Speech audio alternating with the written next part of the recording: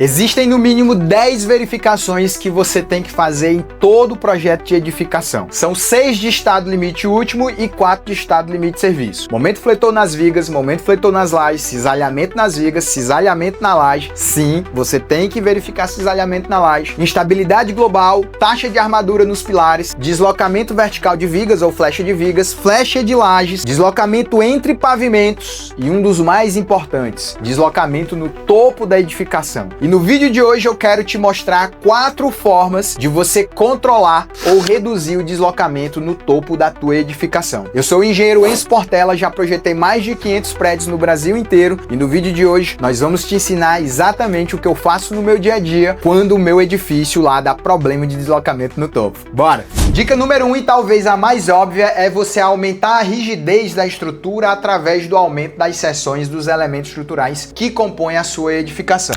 No caso que você está vendo aqui na tela, eu estou te mostrando um prédio que eu fiz lá em Salvador. Era inicialmente 2 torres, ó, você consegue notar pela caixa de escada e elevador, né, que são 2 torres em separados, mas que eventualmente foi geminada aqui no meio e virou uma torre só, tá? O que é que eu quero te chamar a atenção especificamente nesse projeto? Uma boa forma, se você está tendo muito deslocamento na estrutura, no topo da estrutura, é você aumentar a seção transversal, principalmente dos elementos estruturais que compõem os pórticos. Onde é que normalmente é bom? Quais elementos, Enzo? Normalmente me dá umas dicas de quais elementos eu posso ir ali, ó, em cheio, que normalmente dá legal. Primeiro lugar que você vai, os 2 primeiros, caixa de escada e elevador. Aumentar a seção de pilar, de elevador e da seção ali da caixa de escada, normalmente são regiões muito boas de você fazer o aumento da seção transversal para você ter esse ganho de rigidez. Uma dica em especial que eu lhe dou, e que você tá vendo aqui, ó, é a viga V1, que é a viga da escada. A viga da escada, tente ligar ela por pilares, porque essa viga muitas vezes, ela tá numa situação, ela existir basicamente para sustentar a parede, principalmente parede corta-fogo da caixa de escada. E muitas vezes não tem janela,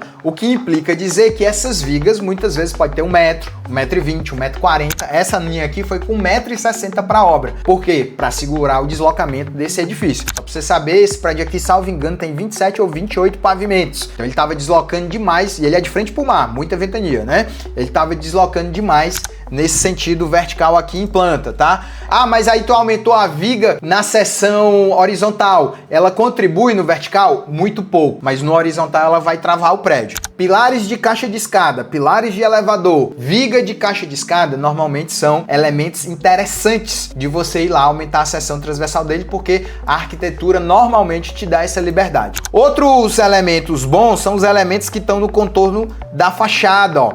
Esses elementos, muitas vezes, eles permitem que você tenha um engrossamento das seções, né? Porque tá ali no contornozinho da fachada e sem muita agressão para a arquitetura. Só um cuidado especial, que na hora que você engrossa o elemento, você tem que ver lá embaixo também na caixa da escada, né? Porque às vezes a gente fica muito preocupado em não agredir o ambiente dos apartamentos, porque afinal de contas é um ambiente mais nobre, e tem sempre que lembrar também dali da vaga de garagem, né? Porque às vezes você engrossou o pilar, mas aí avançou sobre a vaga de garagem, só para ficar esperto com isso, tá bom? Um outro elemento estrutural que muita gente vai te dizer que vale a pena você aumentar é a laje. No entanto, tem que ter muito cuidado com isso.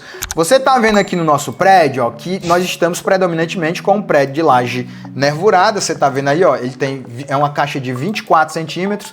Nessa daqui especificamente, eu tô utilizando um modelo Atex de 18 mais 6, né? 18 de nervura mais 6 de mesa. Enson, se aumentar a laje, eu consigo ter um ganho na rigidez do meu pórtico? Não necessariamente. Por quê? No caso do TQS, né, o que é o modelo 6, se você tiver num modelo que a laje está integrada ao pórtico, ok, você pode aumentar a seção da laje e realmente você vai tornar a estrutura mais rígida e obviamente ela vai deslocar menos. Vai contribuir para controle de gama Z e para o deslocamento no topo da edificação. Se você tiver no modelo que a laje não participa do pórtico, né, tipo o modelo 4 do TQS, aí é indiferente. Não adianta fazer o aumento da laje porque não vai ter nenhuma melhora, uma vez que nesse tipo de modelo a laje já é considerada um diafragma rígido, tá bom? Dica número 2, você criar dentro do seu projeto mais pilares. Essa também é uma dica um tanto óbvia, mas a grande verdade é que muitas vezes a arquitetura não permite a gente criar mais pilares, né? Na verdade, ela quer que a gente retire. Mas avalie quando você for, ó, a gente tem um pilar aqui embaixo e um pilar aqui em cima. Não seria interessante colocar mais um pilar aqui? Né? Isso não enrijeceria meu pórtico? Aqui no caso, ó, não faria sentido eu fazer uma viradinha aqui em L nesse pilar para travar mais esse pórtico aqui junto com essa viga 28 e a viga V39, né? Se eu tiver espaço para inserir mais pilares, insira. Se tornar um pilar normal, né, retangular em L ou em U, às vezes isso dá muito ganho de rigidez, principalmente ali na região do elevador, né, você fechar o pilar aqui todo ele em U e tal, isso pode de fato gerar um ganho de rigidez substancial. Um ponto importante é quando você tem vigas que chegam assim, ó, em pilar parede, porque um ponto de discussão é, na hora que eu estou considerando esse pórtico da barra da viga na barra do pilar, você tem que lembrar que a viga está chegando na lateral do pilar. Então não faz sentido eu usar toda a inércia do pilar, porque não faz sentido eu dizer, ó, que na metade desse trecho aqui, essa viga vai mobilizar esse trecho da inércia do pilar. Não vai, está muito distante. Então eu tenho que ter um critério muito claro para saber qual é a seção de fato do pilar que eu vou considerar na hora que eu tiver lá o meu software modelando o meu pórtico. Qual é esse valorzinho que eu vou considerar? Normalmente os softwares, inclusive o TQS, utiliza a base da viga como referência. Então ele pega aqui a base da viga B e cria um coeficiente que no TQS é chamado de LEPMOL. Esse LEPMOL é quem vai dizer múltiplos da base da viga que vai pegar a seção do pilar. Enson, não entendi. Vamos lá. Eu tenho uma viga de seção B. Se eu estou usando, por exemplo, o LEPMOL, que é muito utilizado pela maioria das pessoas, é um valor de 1 a 1,5. Se eu estou usando um LEPMOL de 1,5 e minha viga tem 14, então é 14 vezes 1,5, vai dar 21. Então o programa vai utilizar um pilar de 21 por 24 e vai considerar a barra desse pilar 21 por 24 e aí vai enrijecer o pórtico com essa inércia do pilar. Se você estiver usando um LEPMOL agora, por exemplo, de 3, então ele pega lá uma base de 14 vezes 3 dá 42. Agora o pilar considerado vai ser um pilar maior com base de 42. E aí, obviamente, a sua estrutura vai ficar mais rígida, ficando mais rígida, ela fica menos deformável, né? Então, um ponto importante que você nota é que esse valor de LEPMOL, que é um multiplicador da base da viga para pegar qual seção do pilar está sendo mobilizada nesse pórtico, quanto maior ele for, mais enrijecida é a tua estrutura. Então, se eu quero enrijecer minha estrutura, é só eu aumentar o LEPMOL. Se você não sabia que o LEPMOL existe, ele existe. Muito prazer, você está conhecendo ele agora, tá? Tá lá usando default, talvez sem saber. Enson, e qual que é o valor normal de LEPMOL? Hoje, a maioria usa um LEPMOL entre 1 e 3. Eu, particularmente, acho 3 um número legal. Normalmente eu adoto 3 como valor do meu LEPMOL, tá? Se eu estiver trabalhando com vigas muito largas, eu tendo a reduzir o meu LEPMOL, vigas de base 24, 30, aí esse meu LEPMOL, isso de forma generalizada, né? Porque o LEPMOL você bota no arquivo de critérios para o prédio inteiro, tá bom? Mas normalmente, como eu utilizo vigas de 14, 19, eu deixo o meu LEPMOL em 3. Se você for olhar o seu default, provavelmente ele está no valor 1 ou 1,5. Dá para usar 1 ou 1,5? Dá. Em um certo sentido, você está indo a favor da segurança, porque você está usando uma estrutura, analisando uma estrutura menos rígida. Então você acaba, na prática, aumentando a seção das peças para controlar esse deslocamento da tua estrutura. Mas eu uso o LEPMOL de 2,5 a 3, normalmente 3, e isso me dá bons resultados, tá bom? Só para encerrar a dica número 2, tá? Eu rodei um prédio, o mesmo prédio aí que você tá vendo, ele com o LEPMOL de 1,5 e ele com o LEPMOL de 3. E você tá vendo que realmente tem um resultado claro aqui, às vezes é até mais agressivo que isso, né? De como os deslocamentos realmente vão sofrer reduções de 10, 15, às vezes 20%, tá? Isso é real. Só tem que saber o que é que você tá fazendo a nível de LEPMOL, tá? Dica número 3, se você tiver a possibilidade de colocar teu software para usar a laje no pórtico, né, ou seja, integrar a laje do seu pórtico, faça isso. Eu trouxe aqui o mesmo prédio para vocês, rodei ele no modelo 4 e no modelo 6. Aqui na esquerda, você já deve ter se tocado que é o modelo 4, né? Porque, ó, você tá vendo que o gama Z dá muito maior, 1,75 para 1,27. Gente, eu não mexi em nada nos dois modelos, tá? Eu tenho dois modelos iguais, mesmo FCK, mesmo pilar, mesma viga, mesma laje, mesmo carregamento, mesmo tudo.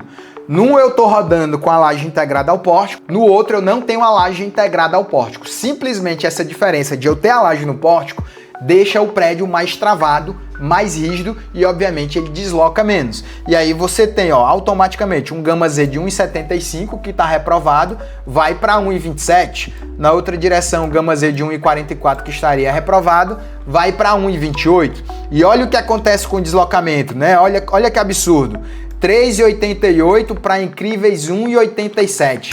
É uma mudança muito brutal. É por isso que hoje a maioria dos projetistas de estruturas de concreto tendem a utilizar um modelo, no caso do TQS especificamente o modelo 6, onde você tem a laje integrada ao pórtico, porque realmente há um ganho considerável. E se você quer entender um pouco mais sobre modelagem de grelha, análise de grelha, modelagem de pórtico, análise de pórtico, eu tenho um convite para te fazer, eu vou deixar no link da descrição desse vídeo a nossa formação de modelagem e análise por grelha e pórtico, onde a gente vai profundamente ali no nível da matriz de rigidez, te mostrar os aspectos importantes de modelagem, lepimol, redmol, a molinha da barra do grelha, como eu altero malha de grelha, a abertura da malha de grelha, como é que eu posso ter mais de uma malha de grelha dentro do meu modelo, pórtico modelo 4, pórtico modelo 6, pórtico de estado limite útil, estado limite de serviço, efeito de alterações no pórtico de forma global. Cara, assim, na boa, é uma das formações mais ricas, que se você quer trabalhar com projeto de estruturas, é o tipo de conhecimento que você tem que ter. Vai lá que você não se arrepende, ainda tem 7 dias de garantia caso você não tenha gostado. Voltando, então modelo 4, modelo 6, realmente é uma dica importante se você estiver usando o modelo 4, passar a tua estrutura para um modelo 6 sem alterar mais nada, só isso aí você já vai ter um ganho de rigidez substancial na sua análise, ok? Quarta e última dica, protender o prédio. Gente, na verdade isso é uma brincadeira, porque muita gente acha que na hora que eu protendo o meu prédio, eu realmente consigo controlar o deslocamento no topo da edificação. Na verdade, isso não é verdade. Não necessariamente. E para a forma como nós fazemos nossas análises, protender a estrutura não controla o deslocamento horizontal no topo da edificação. Por que não, Enzo? Simplesmente, pessoal, porque pelo item 15 da NBR 6118, na hora que eu faço uma análise no deslocamento do topo da edificação, essa análise é de estado limite de serviço. E a própria norma me permite, no estado limite de serviço, utilizar 100% da rigidez. Muita gente sabe, e imagino que você também saiba, que na hora que eu estou protendendo uma viga ou uma laje, a não linearidade física dessa viga e dessa laje, ela em concreto armado é um valor, né, 0,304, e ela em concreto protendida ela é outro valor, 0,506. Então, se a peça está protendida, por eu entender que ela fissura menos que uma peça de concreto armado, eu posso reduzir a redução do coeficiente de não linearidade física, e aí em vez de capar muito da rigidez do elemento, eu vou capar menos. Em vez de usar um coeficiente de 0,3 que está subtraindo 70%, eu uso 0,5 que subtrai 50%. Então, se eu só tirei 50 e não 70, ela fica mais rígida e desloca menos. Então é isso, protender a estrutura controla o deslocamento da minha casa, do meu prédio, da minha ponte e tal. Não. Por que não altera? E aqui, ó, você tá vendo que eu fiz um modelo aqui, ó, protendido, esse que tá vendo na tela, e o outro em concreto armado, simulando isso. E olha só o resultado que a gente encontra, ó. Aqui na direita tá o protendido, aqui na esquerda o só armado, tá? Aí, ó, olha o Gama Z, ó, foi de 1,25, na hora que eu protendi foi para 1,20. Opa! Gama Z menor porque a peça deslocou menos. Show de bola, é verdade. Olha aqui, ó, 1,26 na horizontal para 1,24. O prédio, né, deslocou menos porque agora as barras estão com coeficiente de não linearidade física de concreto protendido. Como o prédio deslocou menos, eu então caio numa situação de que ele desloca menos. Beleza, bichão? Só que o lance é que o Gama Z é análise de estado limite último. E análise de estado limite último, realmente a proteção faz um efeito.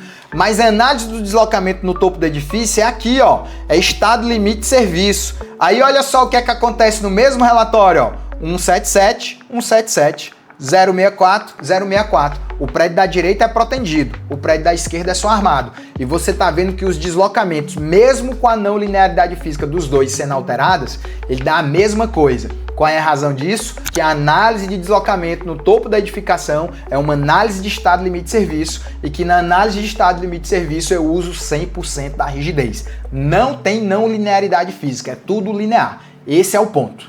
E aí, gostou? Ficou com alguma dúvida? Deixa teu comentário aqui abaixo. E mais uma vez, se você quer aprender um pouco mais sobre grelha e pórtico, se tornar um ninja na parte de modelagem e análise, vem conhecer a nossa formação em modelagem e análise de grelha e pórtico. Eu vou deixar logo aqui abaixo na descrição do vídeo um link para você ter lá acesso às informações dessa formação. Lembrando que você tem 7 dias de garantia, entra lá, dá uma olhada, muito conteúdo bom, que até dinâmica das estruturas você vai aprender com a gente. Espero te ver por aqui.